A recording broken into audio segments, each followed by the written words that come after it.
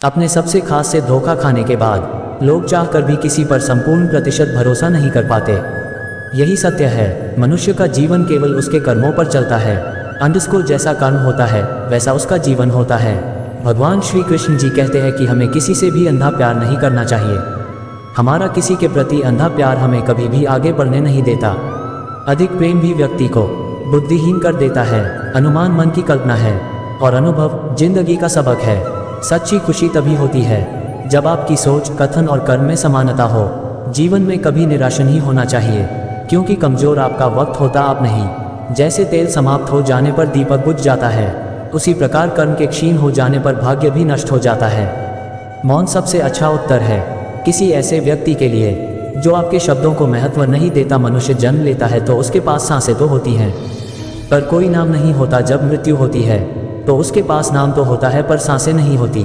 इसी सांस और नाम के बीच की यात्रा को जीवन कहते हैं। न किसी के अभाव में जियो, न किसी के प्रभाव में जियो। ये जिंदगी है आपकी, अपने स्वभाव में जियो। किसी के प्रति मन में क्रोध लिए रहने की अपेक्षा उसे तुरंत प्रकट कर देना अधिक अच्छा है। जैसे क्षण भर में जल जाना देर तक सुलगने से अधिक अच्छा है। इंसान चाहे जितना भी खुद को व्यस्त रख ले, जिससे वो प्रेम करता है उसकी यादों से नहीं बच सकता। समय कभी नहीं रुकता।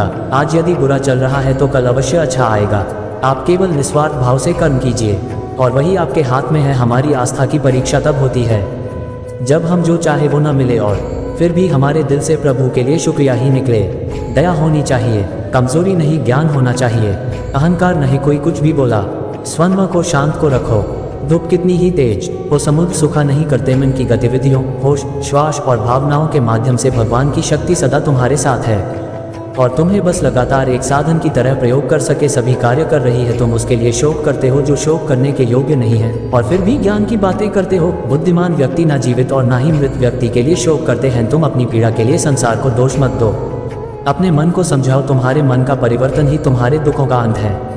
अगर तुम अपना कल्याण करना चाहते हो तो सभी तरह के उपदेशों, सभी धर्मों को छोड़कर मेरी शरण में आ जाओ। मैं तुम्हें मुक्ति प्रदान करूंगा। सुख दुख का आना जाना सर्दी गर्मी के आने जाने के जैसा ही है, इसलिए इन्हें सहन करना सीखना ही उचित है। धर्म चाहे जो भी हो, अच्छे इंसान बनो। हिसाब हमारे कर्म का होगा, धर्म का नहीं। तुम्हारा मोहग्रस्त होकर अपने कर्तव्य पथ से हट जाना मूर्खता है, क्योंकि इससे ना तो तुम्हें स्वर्ग की प्राप्ति होगी और ना ही तुम्हारी कीर्ति बढ़ेगी। बुरा वक्त आपको जिंदगी के उन सच से सामना करवाता है जिनका आपने अपने अच्छे वक्त में कभी ख्याल भी नहीं किया होता है। किसी दूसरे के जीवन के साथ पूर्ण रूप से जीने से अच्छा है कि हम अपने समय के भाग्य के अनुसार अपूर्ण जिए। जीवन को भगवान से जोड़ दो, सब भगवान पर छोड़ दो। शांत रहना सही है, पर जब गलत हो तब नहीं। खुशियां मन की एक स्थिति है, बाहरी दुनिया से इसका कोई लेना देना नहीं है।